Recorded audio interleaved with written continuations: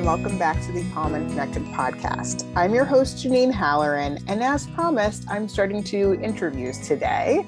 And I'm so pleased that I was able to speak with Allison Morgan, who is the founder of Zensational Kids, which is an educational company bringing the evidence-based practices of breath, movement, and mindfulness to schools nationwide.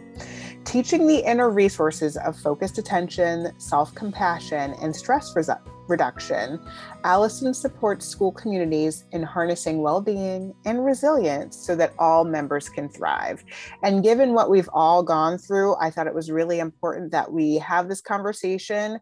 And Allison and I had a great time chatting, and we talked about some strategies that both schools can use, educators, as well as families at home can do so that we can navigate this next phase of the pandemic. I hope you enjoy. Allison, thank you so much for coming on the Calm and Connected podcast. Thank you so much for having me. I love being in relationships like this where we share ideas and share our knowledge with, all of our audiences. It's really great. Thank you. You're welcome. And, one of the things is that I wanted to do as I was doing interviews, I wanted to share really cool things that other people were putting out there. And you and I connected, I think it was on Instagram, right? I think you reached out to me. I'm not sure if it was Instagram or I found some of no, it wasn't Instagram. I found some of your resources on Amazon. And just looking through them on Amazon, I'm like, I just love what this woman is doing. Who is she? And how do I get in touch with her? So I followed your Amazon author page, and you had your email address on there. So I reached out to you through email, like, hey, this is who I am. We have similar passions and interests, but we go about it a little differently. And we're both women in business. Would you like to get on a call and just chat? And you were like, yes. Yes, because you know what? I have to say, I really do love when I can find somebody else who is in the same space, doing work, helping kids, supporting families, but doing it in a different way than I do, because not everybody responds well to my voice in the way that I say things. So maybe they respond well to something else, or they want a different angle or a different take on it. So when I saw you reached out, and then I was looking through your stuff, and I was like, this is amazing. I need to get to know her, and I want to talk to her. So I know a little bit about you, but I want my audience to know a little bit more about you as well. So if you want to share a little bit of your background and what led you to founding Zensational Kids. Sure. Well, I am a pediatric occupational therapist by trade, you could say, and I've always worked in school systems. So I, even before I formed Zensational Kids, which is a trauma-sensitive mindfulness and social emotional learning company that partners with schools, and we bring those practices into schools. Before I even founded Zensational Kids, I was steeped in working with the most challenging students in schools and working with administrators and educators. And the way that I did my work was through occupational therapy, but about 15 years ago, I started practicing yoga and mindfulness myself in my own life. And literally, it was changing my life. And if any of your listeners have ever spoken to somebody doing yoga and they say oh my God, it changed my life. Really what it does change your life, because it changes you from the inside. And how it changes you is it helps you become really, really calm, grounded, and organized, within your brain and within your body. And you discover that when you're able to reach those inner states, how you respond and how you interact with people changes, because you're coming from a calmer place, internal place. And even how you listen to people, the things that you hear and the things that you notice in your everyday experience change, because again, you're in a different head and body space. So I was noticing this about myself, and it just came to me why aren't we teaching these things, which is breath, specific types of movement and mindfulness, like focus attention practices. Why aren't we teaching this to our kids? Because even though I was working with the most challenging kids in school systems, all kids were suffering. 15 years ago, 10 years ago, we started to see this bump in kids that were being diagnosed, kids with ADHD, kids that were suffering from depression and anxiety, and all of these other like behavioral challenges. So like, why aren't we just arming everyone in schools with these practices that truly do build this grounded, calm, connected inner center that then you get to like enter your world through. So really, to make a long story short, what happened is 15 years ago, there really were no programs like this out there. I was learning as I went, taking a lot of courses, practicing with unbelievable adult teachers, and adapting it for kids and getting incredible results with the kids that I was seeing. And it got to a point where I'm like, I can't be the only one doing this. There have to be more people, and more people in education need to get trained in this and understand this. So I started just teaching little workshops, like whoever would come, I was thrilled. This workshop turned into a full day course that professionals were able to come and receive continuing ed credits. So it was picked up by a continuing education company. And I was traveling the world teaching, not the world, but the country, teaching this. And then it just grew and grew and grew. And I decided to form Sensational Kids so that I can really partner with schools and work with specific schools in depth to build a culture of well-being for everyone. So it started out with just individual students, and then classrooms, and then individual teachers and therapists teaching them.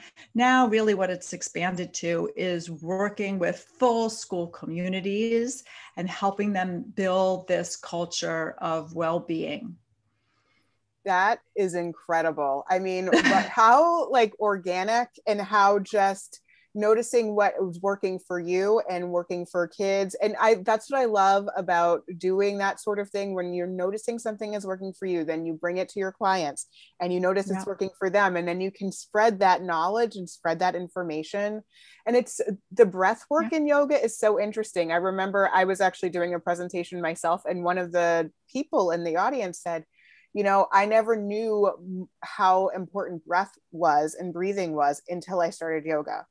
And that really impacted. Isn't that interesting, right? Yeah. Like, it's one of those things, like, until you get to it in the way that works for you and speaks to you, then you're like, oh, wow, that really makes a huge difference. Yeah. And when I started, like, there wasn't even like the science behind it. You and I worked in this, or we work in this clinical arena that's very much looks at data, looks at research, looks at the science. And when I started this, there really wasn't a lot of information out there of how these practices directly were changing something within us.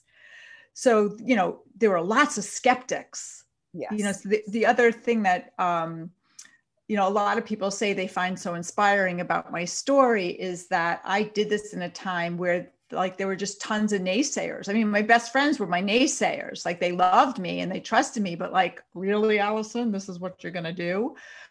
But I just knew from the results that I was seeing with my students that this was helping them. So why would I question it? When I would see right before my eyes, when I teach them how to even just hold a feather and blow it softly, they immediately start to calm down. Their eyes immediately begin to team and work together. And then they would focus on one thing and then would look up and focus at me. Yeah. And I was like, that's a no-brainer. Right. Exactly. That's exactly what we want. It's that on the ground, in the moment. What are we seeing? What's the feedback that I'm getting? Is it escalating them? Is it bringing them down? Is it bringing them to a point where they're more able to learn? Right. Great. Hallelujah. That's what I want. Exactly. Right. That's what I'm looking Mark for. that down and we're going to do it again. Exactly.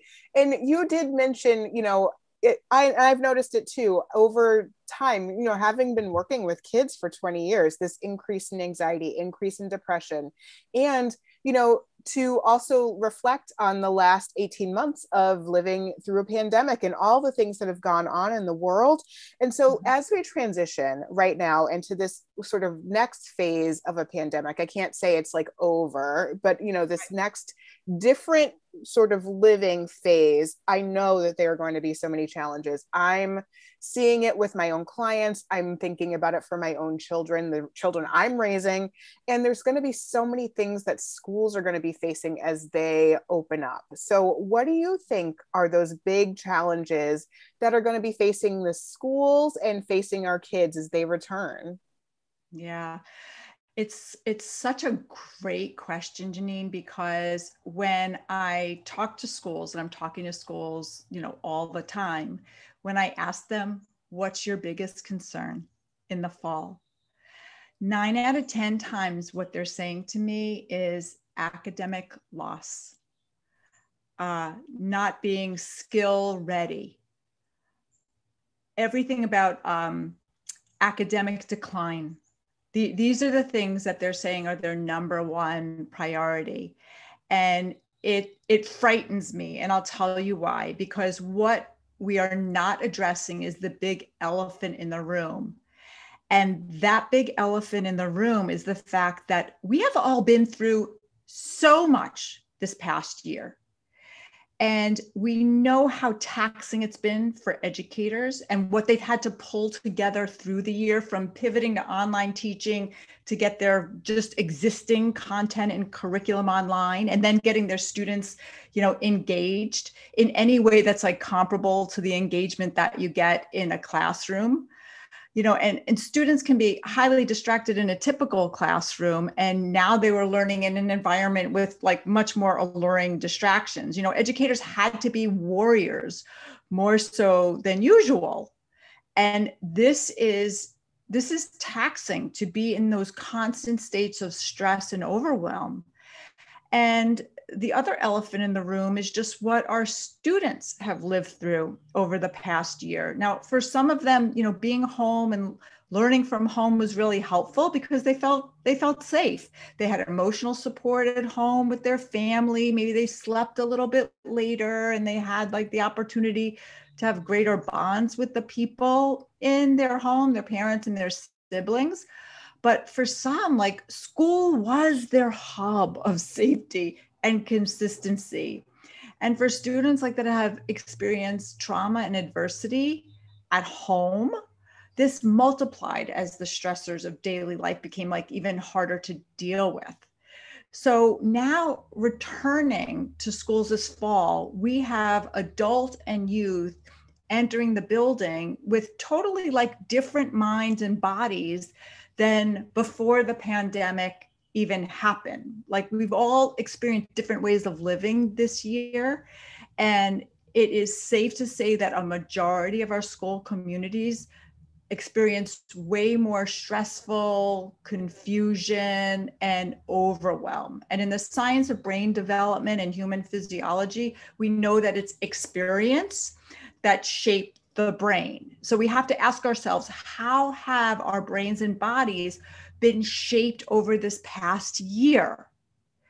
And we need to get the brain and body in very specific states in order to be able to learn, to receive information. So right now, we're going to be dealing with a lot of people coming into schools with like just a disorganized nervous system that doesn't necessarily feel safe, even though maybe it did before. So again, the big elephant in the room is that if we're only focusing on academic loss and curriculum and getting these kids academically up to speed, and we're not addressing learning from a human development and a physiological standpoint, which is address well-being, address social emotional learning first, we're going to have the worst fall in history, because we're going to have more kids and adults that are just breaking down behaviorally, mentally, physically. Like we have to address this. Yes, I completely agree. And that was something that I found over time, people were asking me to speak all through the pandemic and still continue to do so. And the thing that kept coming up was learning loss and this Yeah. phase of learning loss. And for me, I'm right with you. How can we expect our kids to learn? How can we expect our teachers to teach, our educators to educate if we are not in a place where we are emotionally able to do it? And I read this article where it was these actually middle schoolers in Boston, where I am, close to where I am, and they were talking about how they don't like the phrase learning loss. They were getting really annoyed because all the adults were talking about this learning loss. And there were some kids who were like, well, to your point of the kids who like really actually flourished in online learning or did well or enjoyed connecting with their families. And they're like, I'm learning a lot more. I have time to read. I'm not stressed out. Or the kid who actually recognized, like, I'm so stressed out, and giving me more work isn't going to make me do more work. It's not going to make me learn any faster. It's not going to make me learn better. I need help to deal with the stress, and then I'll be able to do my assignments. And I think I understand the panic around people feel like this year is lost. People feel like the academics are never going to come back. And I recognize that. And I understand that as somebody who's worked in schools, I understand the scariness of that. Mm-hmm. But I think the best way that we can manage it and do it is get our kids in a place where they are ready to learn, and just throwing them out and being like, we're going to hit the ground running, nothing, bring it all in. Let's hit everything going on all cylinders at the beginning. Oh gosh. There are kids who haven't been in a building in a year and a half. Mine are among them. They're among them. My son has not been to his middle school yet. He's been a middle schooler for a year. He's not been in the middle school. He doesn't know what his principal looks like. It's fine. But let's recognize that we are going to have a little bit of a transition before we get back in there. You know what I mean? And even at another level, we are not used to being around as many people as we were before. Like I noticed for myself after I got vaccinated and still wearing masks, but definitely going out into the community a bit more, as well as other people. I remember that feeling of going to the supermarket and being around a lot of people and my heart starting to race. And cognitively, I would say, like, you're not going to catch the virus. Like, you're vaccinated, you're fine. Like, you're not, I knew I wasn't afraid of like getting sick. But what's so incredible to me is this unbelievable nervous system that we have that is constantly reading our internal environment and our external environment. And it bases its like resting state on what is our habit of being. And for a whole year, our habit was being alone at home around very few people. So when we then go into an environment just where there are a lot of people, our nervous system from the inside out sort of says like, whoa, wait a second. What is this situation? Like, you're not used to being around all this energy of other people, seeing different faces. Because again, we unconsciously read other people's faces to determine like what's the mood in here, and reading the movement of other people, like who's coming too close, what's comfortable close, what's not comfortable close, but all that's going on. It's exhausting. Yes. It made me feel like a lot of my kids that have, that I work with that have sensory processing issues, because my nervous system really has had to learn how to reprocess and reprogram all of that information that for a year I haven't been exposed to. And I know in schools, what is going to happen is kids are going to act out because they are not going to recognize that this uncomfortable feeling that they're getting, because it's at a subconscious level, there's something that they can, like, there's a reason for it. there's something that we could do to soothe that so that we could move forward. They're just going to be like, it just doesn't feel good. My brain is telling me I'm happy to be back, but my whole body is saying something else. Right, exactly. And so as a clinician, as a therapist, I've been working with my clients around that issue, and just first of all, just acknowledging what you feel is what a lot of other people are feeling right now. That is typical, that is expected. I wouldn't expect anything different. So how do we manage that? But here's what's interesting is thinking about it school wide. So do you have some ideas of things that schools can do to really help with this transition back in, to make sure that social and emotional learning is the basis, and making sure that we are doing the best that we can by our kids, and to get them to the point where they're ready to learn and then go and bloom and grow? Yeah. I think it really starts with schools assessing their values. What is our value, and do our values align with our mission, and does it align with the methods? And what I'm hoping is that more and more schools are going to recognize how important it is to value well-being first. Well-being before academic rigor, because they go hand in hand. Like, you can't have academic rigor or academic success without well-being. I don't care what you say, it just doesn't happen.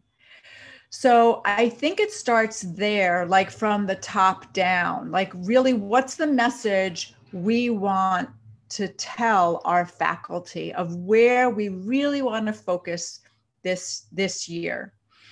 And if it could be not only verbalized that it's well-being, it's your health, it's your social and emotional wellness, but then put some plans in action. And the first plan, besides, re-envisioning our school, right, our vision, but it's providing education to your teachers of what does well-being look like in schools, right? So to me, well-being is being more familiar with what does it mean to be self-aware, understanding your emotional state, and not sweeping it under the rug, but acknowledging it and giving yourself opportunities to shift it. And that's specifically what we do a lot of through breath, movement, and mindfulness, like quick tools, right? Everything needs to be quick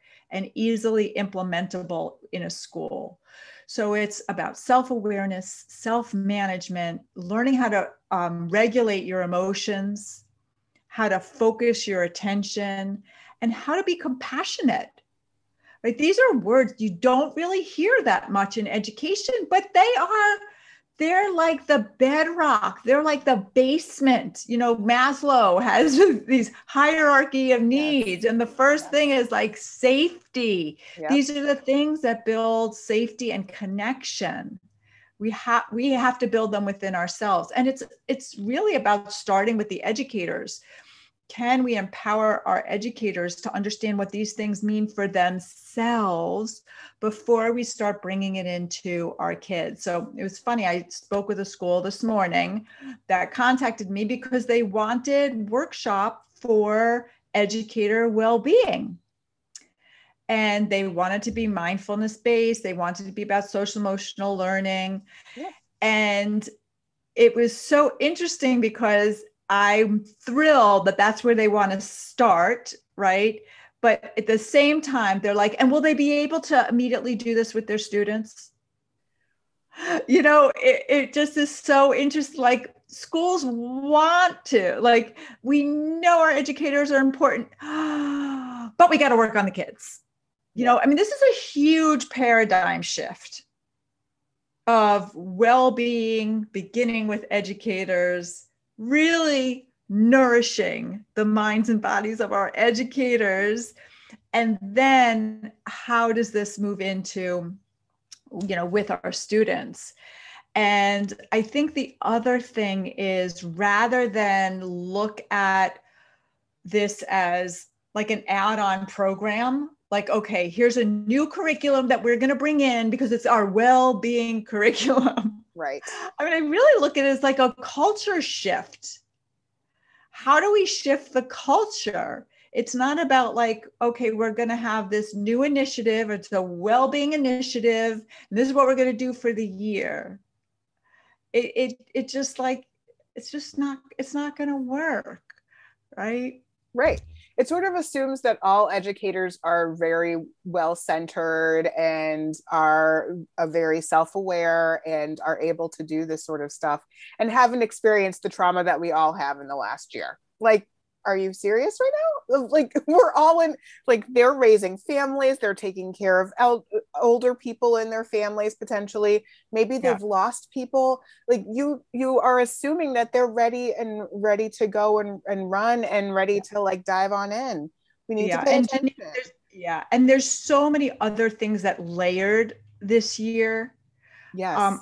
On top of the academics, it's, bringing to the forefront, racial inequity, right? That we're learning about now on our TV, everything with George Floyd, our kids are watching all of that. This is like traumatizing for all of us, coming face to face with our country, right? And how life is, and having empathy and understanding and healing. Yes, absolutely. It's there's never been a year like it, and I hope there's never another one again.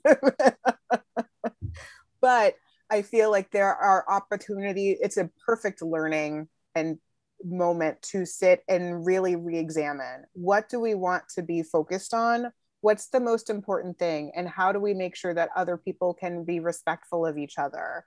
And how do we raise kids who can have those conversations and be respectful and respectfully disagree and learn how to do that? That's huge. I feel like that, that's what we should be doing it as adults. And then we need to teach our kids to do the same. And so interesting. So I love your thoughts around how a school can really, it sinks into the culture of the school to, really start with well-being. What can families do at home, do you think, as we are going through all of this? I've been working with different families and talking with them about different things that they can do, but I'd love to hear your thoughts on it. Yeah, I mean, I think the first thing is, as a parent, caring for your child, we really need, I'm going to say we, because you and I are parents, right? But we need to become super good listeners. Not answerers to the problem, not problem solvers for our kids, but we need to become really, really good listeners so that our kids feel like they're heard. Yeah. Right? And they feel that they're emotionally supportive. And that could be just like sitting next to them while they're crying and just putting your hand on their back and just saying, like, tell me about it. I want to know. I'm here to help you go through this. It's not, okay, this is what you have to do, and then this is what you have to do, and that's what you have to do. But really to allow our kids to emotionally process what they're feeling and what their experiences are, and to express it in their own words. I think, like, as parents, sometimes we just jump in for two reasons.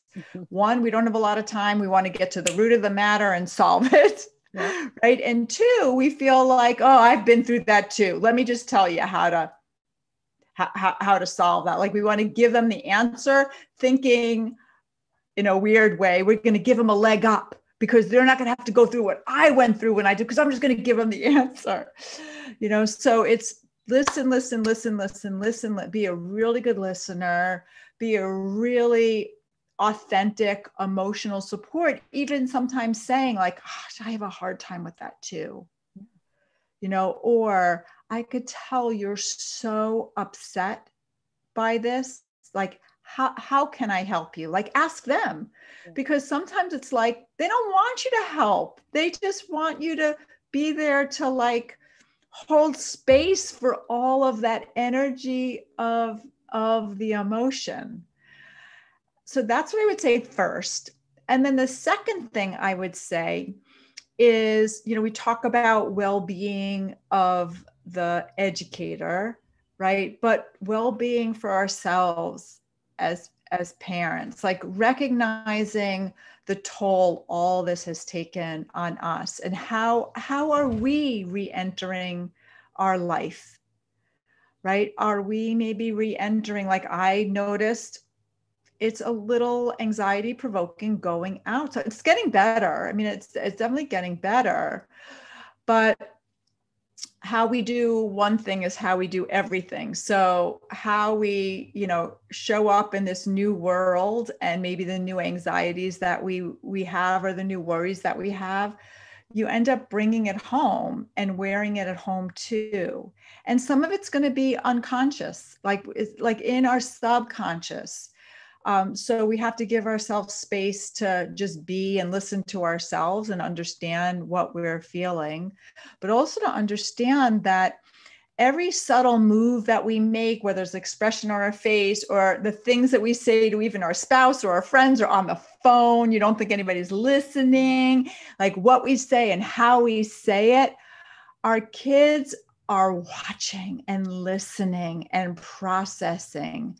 So whatever our dominant state of being is, our kids are going to match that. Yes. Yes. It is such an interesting thing that I think parents don't necessarily always think about, like, to be able to set the tone. You want to set the tone in your home, and you want to be the one you want to be a good model. And this does not mean you need to be 100% perfect all the time. I am definitely not. Nobody is. And that's actually also modeling. How do you work through when you do something that doesn't feel great? How do you work through when you make a mistake? How do you apologize when you say something in a way that you didn't really mean, or you hurt somebody's feelings? I think what you have to say about like how parents can be, like, that first piece of like self-awareness and self-care is really what it comes down to. And the second piece of listening. And I always like to ask kids do you want me to help you problem solve, or do you want me to just listen? And so if you just want me to listen and like go, fine. But if you want me to like actually like work through the problem with you, I'm happy to do that too. But whichever one you want, you just let me know. So interesting. I thank you so much for sharing that. I love what you have to say about family. So I wanted to take a couple of minutes, because the last time we spoke was the day that you launched your new curriculum for educators. And so I'd love for you to share more about that and your phenomenal day and how it's gone so far. Yeah. Oh my God, Janine. It's like so incredible. Like I said in the beginning, I mean, you and I are like steeped in this clinical work of helping families and kids and schools and whatnot. But the truth is, it's our business too, right? So in order to help a lot of people, we have to have some type of framework. So it's a framework of in a business. And female entrepreneurs, like, sometimes we're out there on our own, and we're just like learning how to do this. So this curriculum that I wrote for schools to help them implement breath, movement, and mindfulness in the classroom in short, like 2 to 3 minute practices. It's something that we've been doing in Sensational Kids for about 6 years, this specific curriculum. But I never sold the curriculum as like for anybody to buy it, because especially like 6 years ago, mindfulness was still very new. And I didn't want educators to think like, oh, I just pick up the book and I just read the script and like, that's it, we're doing mindfulness. I really wanted them to get a sense of the feeling of it. And I wanted them to be able to experience it through my teaching, like in a workshop, a full day training. So the original manual of this curriculum, and I call it curriculum, but that's because it's a word schools use, but it's not a curriculum that in the traditional sense. It's not an add-on. It's just you embed these little things, these little practices throughout the day. It's like 2 minutes, that's it. But so the way that the model that we worked with schools before is I train the educators on how to use the curriculum, what mindfulness is, how it feels within themselves, to have a better understanding of it. And then they have the manual as a resource to then share the practices with their students. And then the pandemic hit. And nobody's face to face with their students anymore. And everybody needs this type of resource to help kids de-escalate, manage their stress, manage their emotions.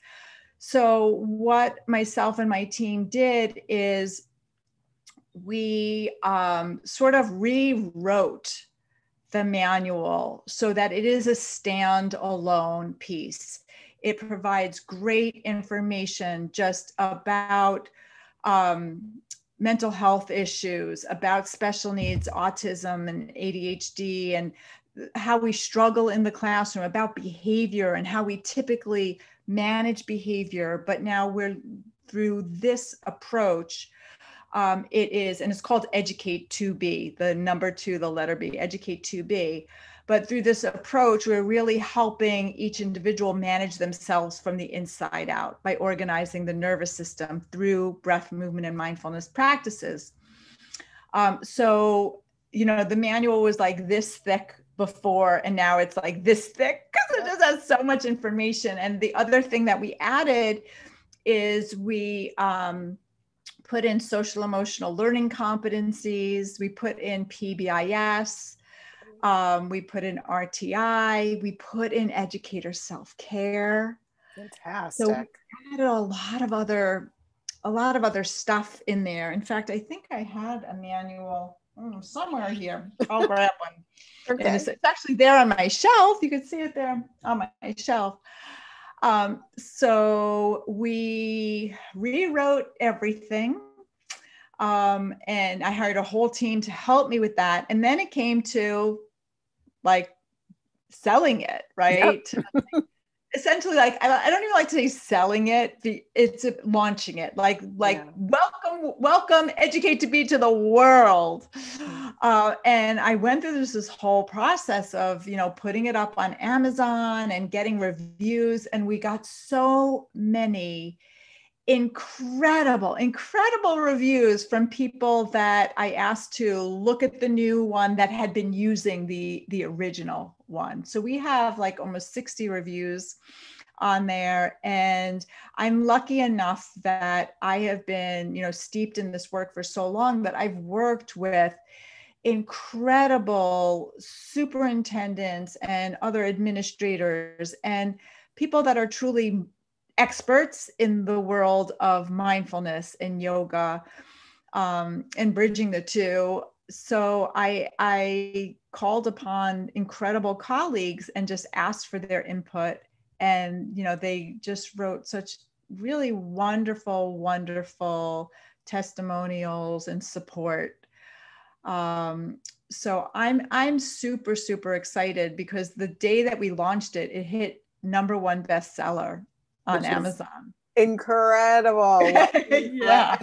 What a great feeling on launch day to like have that experience. And that for the person, when you put something out in the world like that, when you know that people are responding well to it, people are really enjoying it, people are finding it helpful, people are using the strategies and being able to take that to their clients, to themselves, to the kids, to be able to help just to get into a place where you're ready to learn. I mean, it's incredible. I'm so excited for you. So it's a K-5 curriculum, correct? It is. It's K-5 and embedded in the breath, movement, and mindfulness. It's all these other things just about the science. That is the other thing in there. For every single activity, we now have the research and the science to show us what is it that we're changing within us, like what hormones even are we able to cultivate like good feeling hormones, and how certain things that we do, the stress hormones start to dissipate, right? They start to metabolize so that we feel more relaxed. We feel more relaxed because we don't have so much cortisol in our body. So all of this science is embedded within the curriculum in it's very like user friendly. It's not cumbersome. Like it truly is. Like if you look at the first few pages, even like we have a lot of illustrations and things. Like I really wanted to make it fun for the teachers to be able to use, so they don't feel like there's something like so heavy and they have to like over the weekend just sit there and read the whole thing. You know, it's really, you could like read 5 pages and then dive into a practice and then go do it, and it could just be there, right? Yep. No, I think that's phenomenal. So if people want to get it, they can get it at zensationalkids.com.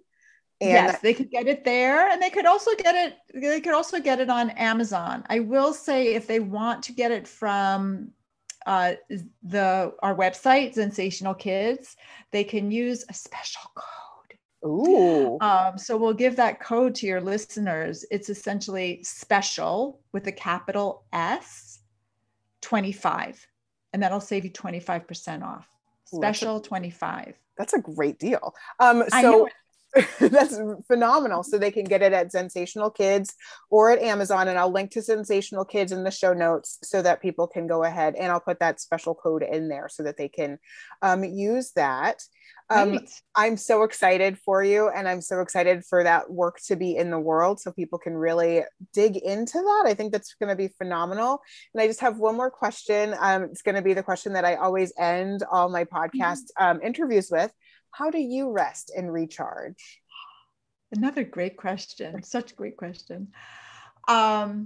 It's so funny because it's like, do I practice what I preach? Because you have to rest and recharge. Yeah.